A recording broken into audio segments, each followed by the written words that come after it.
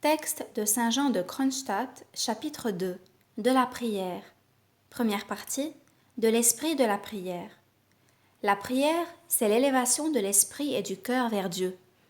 D'où il suit que ceux dont l'intelligence et le cœur sont trop attachés aux choses terrestres, comme l'argent, les honneurs, ou à donner aux passions telles que la haine ou l'envie, ceux-là ne sont pas capables de prier, car les passions en général captivent le cœur, autant que Dieu le dilate et lui donne la vraie liberté.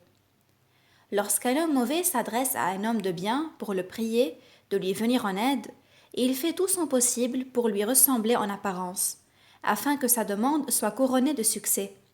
Il faut qu'il en soit de même lorsqu'il adresse sa prière au Seigneur, ou à sa très pure mère, ou aux anges, ou aux saints. Pour que notre prière soit exaucée, il faut tâcher de ressembler autant que possible au Seigneur, ou à sa très pure mère, ou aux anges, ou aux saints. C'est là qu'est le secret de notre rapprochement de Dieu et du prompt succès de nos prières. Il y a des gens qui disent « Nous nous lassons bien vite de prier. » Et pourquoi? Parce que vous ne vous représentez pas vivement le Seigneur comme étant toujours auprès de vous. Contemplez-le continuellement des yeux de la foi, et vous passerez alors toute une nuit à prier sans éprouver la moindre fatigue. Que dis-je, une nuit? Vous resterez 3 jours et 3 nuits à prier, et vous ne serez pas fatigués. Rappelez-vous les stylites. Ils sont restés des années entières en état de prière sur une colonne et triomphaient de la chair qui, chez eux aussi, comme chez nous, était sujette à la paresse. Et vous trouverez pénible quelques heures, que dis-je, une petite heure de prière en commun avec vos frères. Dans la prière qui contient une demande, l'essentiel, c'est la foi en Dieu, un désir sincère et ferme d'obtenir les biens que nous demandons, ainsi que le désir de ne plus retomber dans les péchés dont nous nous repentons. Or souvent, ce désir est sur nos lèvres et dans notre pensée, mais notre cœur reste insensible, ou autrement dit, nous nous détournons du péché dans nos paroles, mais le cœur ne le fait pas, et nous continuons à persévérer dans les péchés dont nous demandons à être délivrés. C'est ainsi que la prophétie d'Isaïe s'accomplit sur nous. Ce peuple m'honore du bout de ses lèvres, et son cœur est loin de moi. Notre Père, qui êtes aux cieux, quel sublime, émouvant et religieux spectacle lorsque nous entendons dans une réunion nombreuse à l'église, ou dans un cercle de famille, ou dans une réunion d'élèves ou de militaires, ces paroles prononcées du fond de l'âme et sortant, on le dirait, véritablement d'un seul cœur et d'une seule bouche.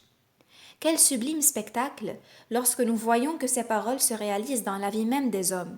Et en vérité, elles se réalisent quand chacun a pour les autres un sentiment d'amour fraternel, que tous vivent en paix, les cadets obéissant à leurs aînés, ceux qui ont moins d'esprit à ceux qui en ont plus, rendant l'un à l'autre ce qui leur est dû, se respectant mutuellement et toujours prêts à céder l'un à l'autre quand il s'agit d'honneur et de préséance. Quel spectacle véritablement céleste, lorsque les nombreux membres d'une famille, en se mettant à table, répètent tous de la bouche et du cœur Notre Père, confessant le seul Père céleste comme leur très saint Maître, désirant que sa volonté soit uniquement faite sur la terre et le considérant comme celui qui seul nourrit toutes les créatures. Quel spectacle imposant lorsque le maître de la maison attribue tout ce dont il dispose en fait de nourriture et de boisson, non à lui-même, mais à Dieu. Lorsque, regardant les dons de Dieu comme appartenant à tous, il estime le moindre comme son égal et se croit l'obligé de celui qui lui fait l'honneur de s'asseoir à sa table. Mais quel saisissant et émouvant spectacle se produirait si toute la terre, tous les peuples, de leur bouche et de leur cœur unis, s'écriaient, les regards tournés au ciel, Notre Père qui êtes aux cieux, que votre nom soit sanctifié. En nous tous, que votre règne arrive, tel qu'il était au commencement, avant le péché, que votre volonté clémente et parfaite soit faite sur la terre éternellement, comme elle se fait au ciel, et que l'abus de liberté disparaisse.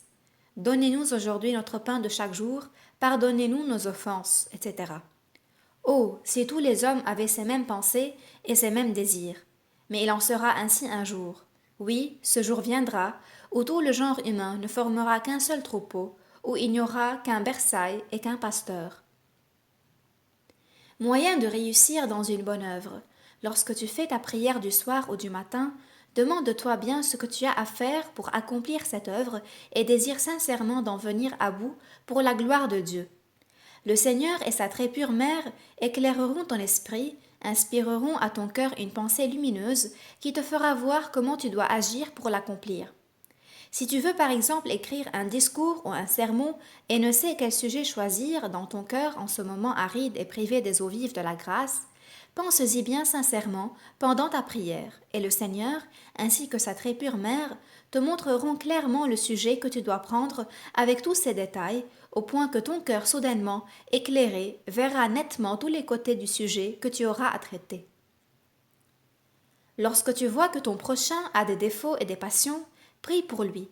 Prie pour chacun, même pour tes ennemis. Si tu vois que ton frère est fier, qu'il se comporte envers toi ou envers les autres avec orgueil, prie pour lui, afin que Dieu éclaire sa raison et réchauffe son cœur du feu de sa grâce. Dis, Seigneur, enseignez à votre serviteur tombé dans l'orgueil du démon la douceur et l'humilité, et bannissez de son cœur l'obscurité et le fardeau de l'orgueil satanique. Si tu vois qu'il est méchant, prie ainsi. Seigneur, faites que votre serviteur devienne bon par l'effet de votre grâce.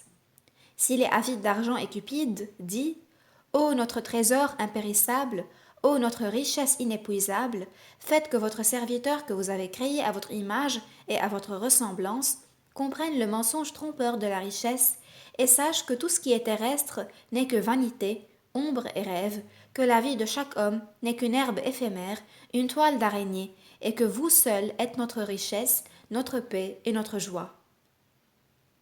Si tu vois un envieux, prie de la manière suivante.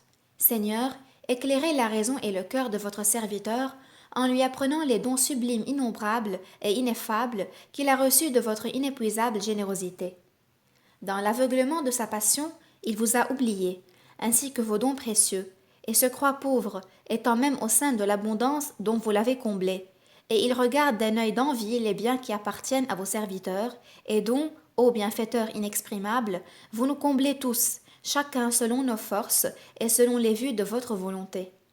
Ôtez, ô Seigneur, très miséricordieux, le voile du démon des yeux du cœur de votre serviteur, et accordez-lui la componction et les larmes du repentir et de la reconnaissance, afin que l'ennemi ne se réjouisse pas de s'être emparé de lui pour le détourner de votre volonté. Si tu vois un homme ivre, dis du fond du cœur, Seigneur, jetez un regard de bonté sur votre serviteur, séduit par les désirs de ses entrailles et de la jouissance charnelle. Faites-lui connaître la douceur de la sobriété et de l'abstinence, ainsi que celle des fruits spirituels qu'elles apportent. Lorsque tu vois quelqu'un qui est adonné à la bonne chair et en fait son unique bonheur, dis, Seigneur, vous êtes notre meilleur régal, le régal à jamais impérissable et qui donne la vie éternelle. Purifiez votre serviteur de l'impureté de la gourmandise, qui le rend entièrement charnel et étranger à votre esprit, et faites-lui connaître la douceur de votre régal céleste et vivifiant, le régal de votre corps et de votre sang, ainsi que celui de votre sainte, vivante et agissante parole. Prie en ces termes ou autres pareils pour tous les coupables, et ne te permets pas de mépriser qui que ce soit pour son péché, ou de te venger de lui, car tu n'aurais fait par là qu'augmenter la plaie qui le ronge. Au contraire, corrige-le à force de conseils, de menaces et de punitions, combinées de façon à enrayer le mal ou l'arrêter dans des limites modérées. Notre Père, que votre règne arrive. Le Seigneur règne partout, dans tout le monde visible. Il règne dans tous les cœurs des anges. Il règne aussi par sa puissance infinie et par sa justice sur les esprits du mal et sur les hommes adonnés au mal et à l'injustice. Les premiers sont, par sa volonté suprême, enchaînés d'éternels liens et plongés dans les ténèbres jusqu'au jour du jugement, et les seconds sont condamnés à subir diverses punitions sur cette terre en attendant d'en subir encore dans l'éternité, au milieu du feu. Mais, comme il est la vérité, il ne règne pas par sa vérité, ni dans les démons, ni dans les hommes du mal, ni dans les injustes, parce qu'il renferme le mensonge. Il ne règne pas en eux par l'amour, parce qu'il renferme la méchanceté. Il ne règne pas non plus dans les impies, ni par la foi, ni par l'espérance et l'amour, ni par l'esprit d'obéissance absolue à ses lois. Mais pourquoi m'appelez-vous Seigneur, Seigneur, et ne faites-vous pas ce que je dis? Luc 6, 46. Si vous m'aimez, gardez mes commandements. Jean 14, 15. Dieu règne sur moi, sur le moindre mouvement de mon âme et de mon corps, par exemple sur ma parole. Il règne sur mon corps et le fait obéir à ses lois pour tout ce qui concerne la nourriture, le repos, le sommeil, l'accroissement, le mouvement. Il règne sur mon âme par la pensée et la parole qui se produisent d'après ses lois. Mais il ne règne pas toujours dans mon cœur, dans mes inclinations intimes et dans ma liberté. Je suis souvent enclin au mal et je commets le mal au lieu de faire le bien. Je m'oppose souvent au Seigneur et à ses lois. Je manque souvent de foi. Je suis incrédule, égoïste, orgueilleux. Je méprise les autres, je leur porte envie. J'ouvre mon âme à l'avarice, à la cupidité, à la soif de l'argent, à la sensualité. Je remplis tous les désirs de ma chair coupable. Je suis ambitieux, impatient, irascible, paresseux. Je fais peu de bien, et s'il m'arrive d'en faire quelquefois, c'est grâce moins à ma volonté qu'à des circonstances étrangères à ma volonté et à mon cœur. Je ne compatis pas aux souffrances de mes semblables, qui sont comme moi, membres d'un seul et même corps, c'est-à-dire de l'Église. En un mot, le Seigneur ne règne pas toujours en moi, ni par mes pensées, ni par mes sentiments, ni par mes actions dans le domaine de la foi, de l'espérance et de l'amour. Rappelez-vous, au milieu de toutes vos affaires, de toutes vos occupations particulières ou officielles, que votre force, votre lumière, votre succès se trouvent dans Jésus-Christ et dans sa croix. C'est pourquoi n'oubliez jamais d'invoquer le Seigneur. En commençant n'importe quelle chose, dites « Jésus, prêtez-moi votre appui. Jésus, éclairez-moi. » Vous soutiendrez et vous réchaufferez par là votre foi et votre espérance en Jésus-Christ, dont la force et la gloire résident dans les siècles des siècles. Deuxième partie, des qualités de la prière. Une prière sincère peut nous faire obtenir de la bonté et de la mansuétude de Dieu tous les biens spirituels, de même que les biens matériels qui nous sont indispensables, pourvu que nous les désirons du fond du cœur et que notre prière soit ardente. Quelle prière sublime nous dicte à cet effet la Sainte Église? Des prières qui sont bien faites pour disposer le Seigneur à nous accorder tout ce que nous lui demandons. L'ennemi, qui connaît la bonté de Dieu et la force de la prière, fait tout son possible pour nous en détourner. Tantôt, à l'heure de la prière, il nous suggère la distraction ou soulève nos passions et nos convoitises. Tantôt, il nous inspire l'idée de nous hâter, et ainsi de suite. La prière qui se fait par contrainte engendre la bicauderie, rend l'homme incapable de s'occuper de choses où la réflexion est nécessaire. Elle le remplit de mauvaise volonté, même pour les fonctions dont il est investi. Pour éviter ce malheur de la bigoterie, il faut prier de bonne volonté, avec énergie, avec cœur. Garde-toi de prier le Seigneur ni à cause du chagrin, ni à cause de la nécessité, c'est-à-dire par contrainte, car Dieu aime celui qui donne avec joie. Il n'y a rien d'impossible pour un homme qui croit. Une foi vive et inébranlable peut opérer de grands miracles. Cependant, il y a des miracles qui se font indépendamment d'une ferme et sincère foi de notre part. Tels sont les miracles des sacrements, même si nous sommes incrédules ou infidèles en les célébrant ou les administrant. Notre incrédulité anéantira-t-elle la fidélité de Dieu? Notre méchanceté ne peut pas diminuer la clémence et la miséricorde de Dieu. Notre ignorance ne peut pas affaiblir sa suprême sagesse, de même que notre faiblesse n'est pas capable d'amoindrir sa toute-puissance. Lorsque tu récites tes prières, surtout d'après un livre, ne te hâte pas de les réciter sans te pénétrer de la vérité de toutes les paroles qu'elles renferment, et que tu prononces et mets-les avant tout dans ton cœur. Tâche de faire tout ton possible pour arriver à ressentir sincèrement la vérité de ce que tu dis. Ton cœur pousse tantôt par la paresse et par l'indifférence, tantôt par le doute et l'incrédulité, tantôt par la distraction et par le souci des objets et des soins terrestres, tantôt par le souvenir d'une offense survenue de la part de quelqu'un et par le désir de la venger, tantôt par l'idée des plaisirs mondains ou du charme éprouvé à la lecture d'un roman et autres livres pareils. Ton cœur, dis-je, pourra contrarier l'efficacité de ta prière. Rends-toi maître de ton cœur, donne-le généreusement à Dieu comme une offrande agréable au Seigneur. Mon fils, donne-moi ton cœur. Et alors ta prière te rapprochera de Dieu, tu n'iras à lui et au ciel entier, et te remplira de l'Esprit divin et des fruits qu'il apporte, tels que la vérité, la paix, la joie, la douceur, la patience, la tendresse du cœur. Il se peut pourtant qu'il te tarde de terminer ta prière pour donner le repos à ton corps fatigue, mais que ta prière soit sincère, et tu t'endormiras d'un sommeil doux, tranquille et réconfortant. Ne te hâte donc pas de la faire tant bien que mal. Une demi-heure que tu consacres te fera gagner 3 heures de sommeil le plus d'aller à ton emploi ou à ton travail. Lève-toi de meilleure heure, ne dors pas longtemps et fais tout de même une fervente prière.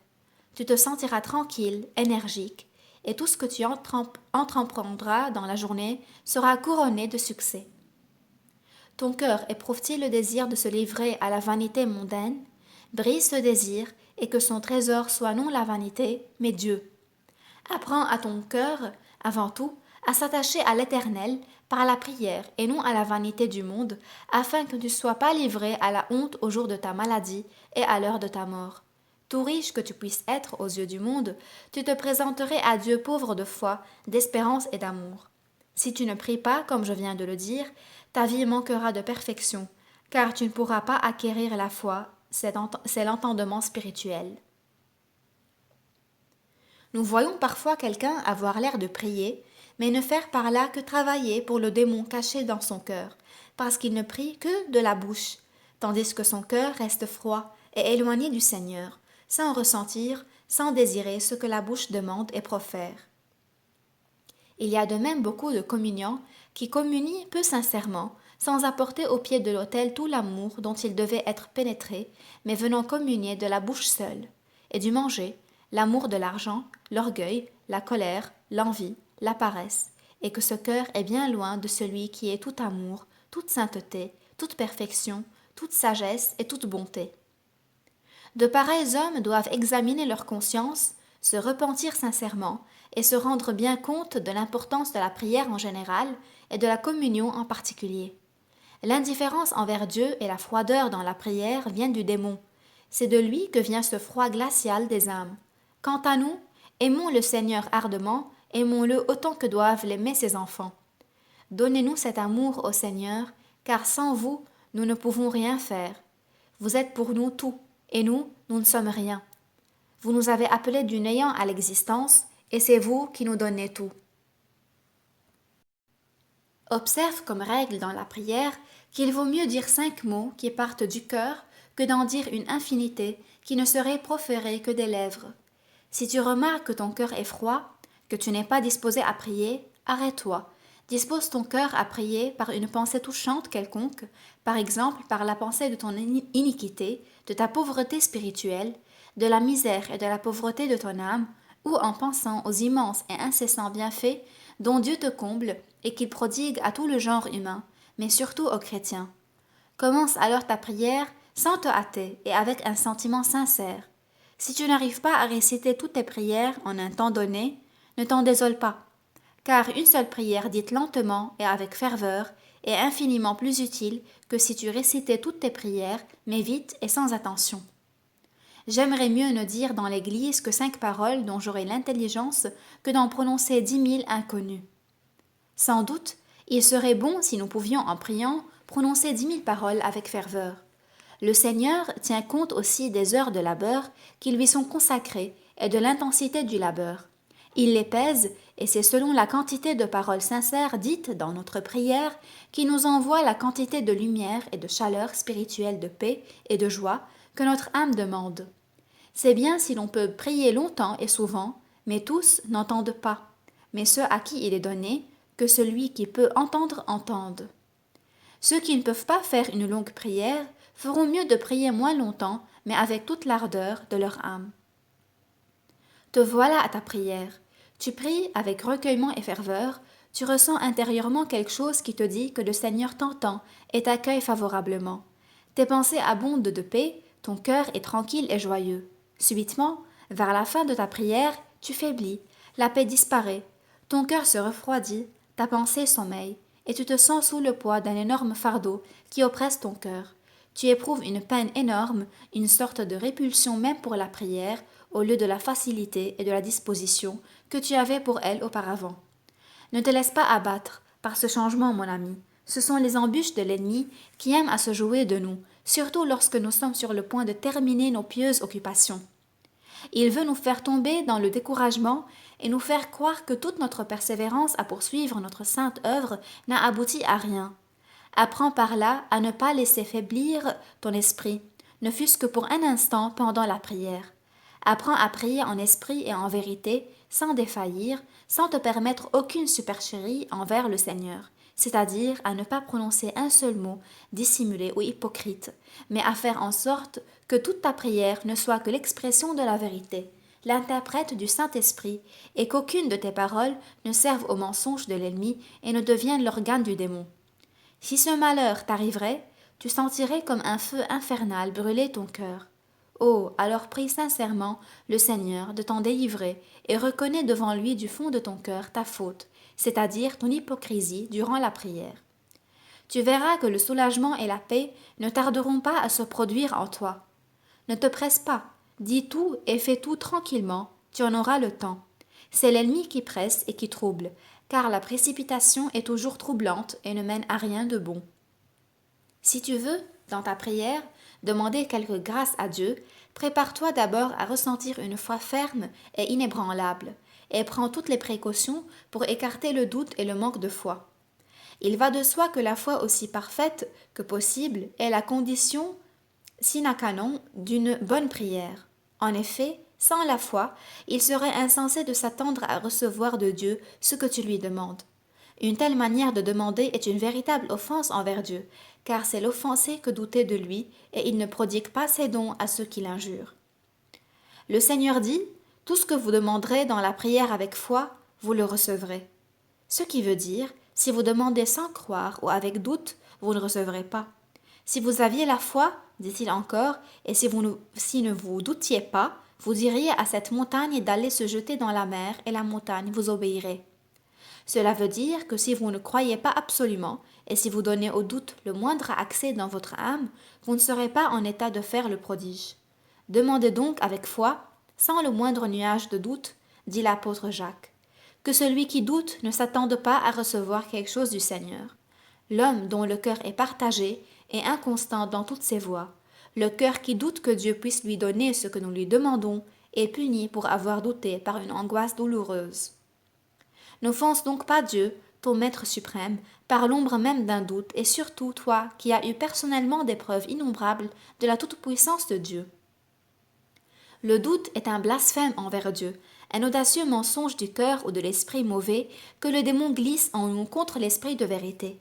Crains-le comme un serpent venimeux. Mais que dis-je? Non, méprise-le, ne fais pas attention à lui. Rappelle-toi dans ta prière que Dieu attend ta réponse affirmative à cette question qu'il adresse à ton cœur.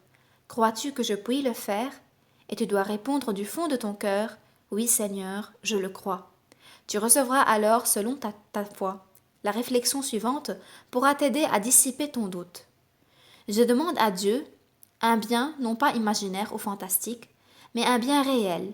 Or, tout ce qui est réel, tout ce qui existe, a revu son existence de Dieu, car rien de ce qui a été fait n'a été fait sans lui. Ce qui veut dire que rien de ce qui se fait ne se fait sans lui, mais que tout a reçu son existence de lui, ou, en d'autres termes, existe d'après sa volonté et se produit par les forces et les aptitudes dont il a doué ses créatures. Donc, au-dessus de tout ce qui est ou qui se produit, il y a le Seigneur, c'est-à-dire celui qui est le Maître absolu. En outre, il appelle ce qui n'est point comme ce qui est. Cela veut dire que si je demandais une chose qui n'existe pas, il pourrait la créer exprès pour me la donner. Je demande une chose possible, or Dieu peut tout, et ce qui nous paraît même impossible est possible pour lui. Donc, de ce côté non plus, il n'y a pas d'obstacle, car Dieu peut faire pour moi ce qui me semble impossible. Ce qui fait notre malheur, c'est que notre raison à vue courte veut se mêler de notre foi, et que cette araignée veut saisir la vérité dans le filet de ses théories, de ses déductions et de ses analogies. La foi embrasse du regard et voit instantanément, tandis que la raison arrive à la vérité par des voies détournées. Un moyen efficace d'être agréable à Dieu, c'est l'avoir, par amour pour lui, une indifférence complète pour notre corps. Par exemple, lorsque pendant notre prière, malgré une paresse et une envie de dormir qui nous prend, nous ne cédons pas et nous obligeons nos lèvres et notre cœur à prier, nous prouvons par là notre indifférence pour notre corps. Cette indifférence, dans toute sa grandeur, a été le privilège des martyrs et des ascètes. Tâchez d'arriver à ressentir, mais à ressentir sincèrement le besoin d'obtenir ce que vous demandez dans votre prière. Pénétrez-vous d'une croyance sincère que tout don est un bienfait, que tout don est parfait, qu'il vient de Dieu et non des hommes, non du hasard, non des circonstances, ni de la destinée non plus. Croyez fermement que le Seigneur voit et entend chaque besoin, chaque mouvement de votre cœur et de vos pensées, qu'il est souverainement clément, puissant et sage, qu'il peut, sans la moindre difficulté, tout faire pour vous, en un instant, par le seul mouvement de sa pensée, par son Fils en son Esprit Saint, et vous obtiendrez tout. Car s'il y a beaucoup de choses impossibles aux hommes, il n'en existe pas pour Dieu. Tout est possible à Dieu. Pendant ta prière, sois semblable à un enfant qui balbutie en te confondant dans un même esprit avec l'esprit de la prière que tu récites. Considère-toi comme un néant. Quant à la prière, envisage-la comme un don sublime de Dieu. Renonce entièrement à tes connaissances naturelles et ne leur obéis pas, car la science enfle, fait naître le doute, l'illusion, le blasphème. Si pendant ou en dehors de la prière, l'ennemi remplit ton âme de blasphème ou d'abomination quelconque, ne te laisse pas abattre, mais dis avec fermeté en toi-même, c'est pour nous purifier de ces mêmes péchés ou d'autres péchés semblables que notre Seigneur Jésus-Christ est venu sur la terre. C'est pour nous secourir dans ces mêmes faiblesses ou d'autres faiblesses pareilles que le très miséricordieux Sauveur est venu. Et dès que tu auras prononcé avec foi ces paroles, ton cœur deviendra tranquille à l'instant, car le Seigneur aura purifié ton cœur. En général, il ne faut jamais se décourager à cause d'un péché quelconque, mais il faut placer son espérance dans notre Sauveur. Ô bonté sans borne du cœur divin, aux fonctions sublimes de l'homme-dieu au service de l'homme pécheur, et cette fonction, ce service, notre Seigneur les continue jusqu'aujourd'hui, et avec quel amour il les remplit en nous purifiant, en nous sauvant. Que la puissance de l'ennemi soit donc confondue. Troisième partie, des obstacles à la prière. Il nous arrive quelquefois, à l'église ou chez nous, de ressentir pendant la prière une si grande faiblesse d'esprit et de corps que notre âme devient impuissante, froide et stérile, à l'instar d'un temple païen. Mais dès que nous faisons un effort pour prier Dieu sincèrement, dès que nos pensées et notre cœur se tournent vers lui avec une foi ardente, notre âme se ranime, se réchauffe et redevient féconde à l'instant. Oh alors, quelle tranquillité subite, quelle légèreté, quel attendrissement, quel feu sacré intérieur, quelle chaude larme de repentir, quel sincère regret d'avoir offensé notre Seigneur très clément, quelle lumière dans le cœur et dans l'intelligence, quel torrent abondant d'eau vive surgit dans notre cœur et coule librement de notre bouche ou de notre plume. Le désert de l'âme se revêt de fleurs pareilles aux lys avec la venue du Seigneur dans le cœur. Ah, pourquoi n'élevons-nous pas plus souvent nos cœurs vers le Seigneur? Que de paix et de consolation il nous réserve toujours. Qu'ils sont grands les biens que vous avez réservés à ceux qui vous craignent. L'homme, même pendant la prière, n'est pas entièrement libre et dégagé des soucis et des soins vulgaires de ce monde. Tous les hommes en sont là, tous et même le prêtre. Y en a-t-il beaucoup qui prient avec un cœur libre, tout à Dieu, avec une foi ardente et avec amour? Souvent, au cours de notre prière, nous avons des moments où l'obscurité et l'angoisse pèsent sur notre âme. Ces moments proviennent de l'incrédulité mère des ténèbres. Ne te décourage pas en de pareils moments, mais rappelle-toi que si la lumière divine s'est éteinte pour toi, elle brille de tout son éclat et de toute sa splendeur dans Dieu, dans son Église céleste et terrestre, et dans tout l'univers matériel où nous vivons, où éclate son éternelle puissance et sa divinité. Ne pense pas que la vérité ait perdu sa force. Cela ne saurait arriver, puisque la vérité, c'est Dieu même. Tout ce qui existe en Dieu a son fondement et sa raison d'être. Seul ton cœur faible, coupable, défaille en face de la vérité dont il ne peut soutenir l'éclat et la pureté, à cause de ses péchés qui l'obscurcissent et l'empêchent d'en refléter les rayons. Telle est la première cause de l'obscurité de l'âme. Pour en trouver la preuve, tu n'as qu'à regarder en toi-même. Quand la lumière divine réside dans ton cœur, il est paisible, ferme, fort, vigoureux. Mais dès qu'elle s'éteint, ton cœur devient trouble et faible comme un roseau secoué par le vent. Alors il est, pour ainsi dire, privé de vie. N'attache pas d'importance à ces ténèbres qui sont l'œuvre de Satan. Fais le signe de la croix et elles seront dissipées. Ne néglige pas la prière, si même tu avais passé toute la journée à travailler. Ne pense pas à la fatigue une fois que tu as commencé à prier. Dis avec ferveur au Seigneur tout ce que tu veux lui demander, et considère ta prière comme une œuvre obligatoire prescrite par Dieu. Il y a un proverbe russe qui dit « La besogne, une fois entamée, ne dit pas que tu n'en peux plus ». L'Évangile exprime la même idée en disant « Celui qui met la main à la charrue ne doit pas regarder derrière soi ». S'il t'arrive le soir de faire ta prière d'un cœur distrait, si tu n'y mets pas toute la force de ton âme, il t'arrivera souvent de ne pas pouvoir t'endormir jusqu'à tu aies, à force de larmes, expié ta faute devant le Seigneur. Sans doute, ces scrupules n'arrivent pas au plus grand nombre, mais ils sont fréquents chez ceux qui ont acquis un certain degré de perfection dans la vie spirituelle. Garde-toi donc bien de mettre ta chair au-dessus de Dieu et méprise, pour le servir, le repos même de ton corps. Quel que soit le nombre de prières que tu te proposes de réciter, dis-les consciencieusement et en entier, sans laisser ton attention et ton cœur se partager de sorte qu'une partie se porte vers Dieu et l'autre vers les convoitises de la chair. La justice du Seigneur ne souffrira pas ta malice, elle te livrera au démon, et le démon ne laissera pas ton cœur tranquille pour avoir dédaigné celui qui est la véritable paix de ton cœur, et qui le sera toujours pour ton propre bien. Ton cœur ne doit jamais s'éloigner de Dieu dans la prière, car toute prière qui n'est pas sincère éloigne notre cœur de Dieu et excite son courroux. Au contraire, une prière sincère rapproche notre cœur de Dieu et nous met au nombre de ses fidèles enfants. Crois à ces paroles et sois bien sûr que si tu fais ta prière à la hâte pour laisser plus vite ton corps goûter les douceurs du repos, tu perdras à la fois et le repos du corps et celui de l'âme. Ah, qu'il nous en coûte de fatigue, de sueur et de larmes pour que notre cœur se rapproche de Dieu. Eh bien, après avoir fait tant d'efforts, permettrons-nous à un moment d'oubli de nous replonger dans un état où la prière ne nous servirait qu'à nous éloigner de Dieu? Oh non, le Seigneur aura pitié de nous et des efforts que nous faisons pour obtenir sa pitié. C'est pourquoi il veut que nous revenions à lui de tout notre cœur et que nous ne l'abandonnions jamais. Quatrième partie de l'action de grâce. Notre âme est involontairement portée à glorifier Dieu quand nous contemplons le ciel étoilé, mais elle y est encore plus portée lorsque nous songeons à tout ce que la providence divine fait pour l'humanité, lorsque nous nous rappelons l'amour infini de Dieu pour les hommes, les moyens dont Dieu use pour leur faire obtenir la félicité éternelle, au point qu'il n'a pas épargné son Fils unique pour nous sauver et nous mériter le royaume des cieux.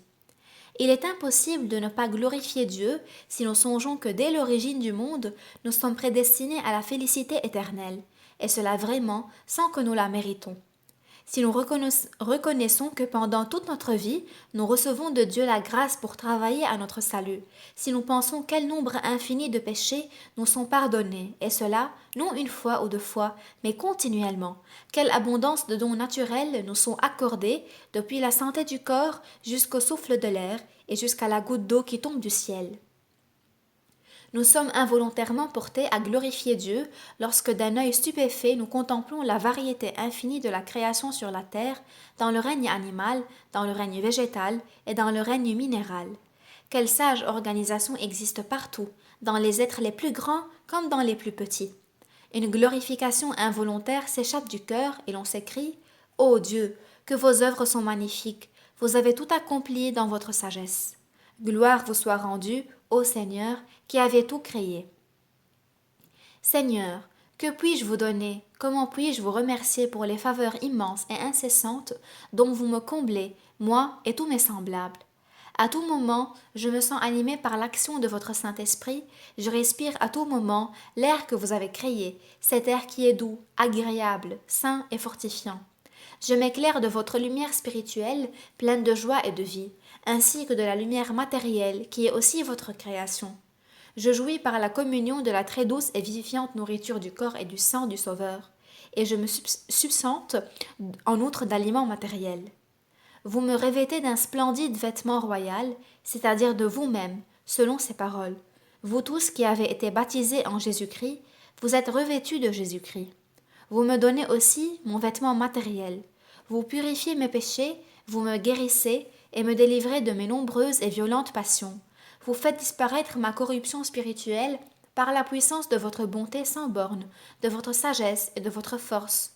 Vous pénétrez mon cœur de votre Saint-Esprit.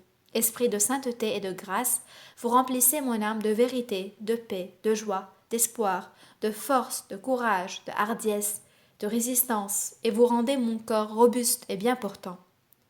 Vous instruisez mon bras à la guerre et mes mains au combat, à ce combat éternel contre les ennemis invisibles de mon salut et de ma félicité, avec les ennemis de la sainteté et de la puissance de votre gloire, avec les esprits abjects du mal, et vous couronnez de succès toutes les œuvres que j'entreprends en votre nom.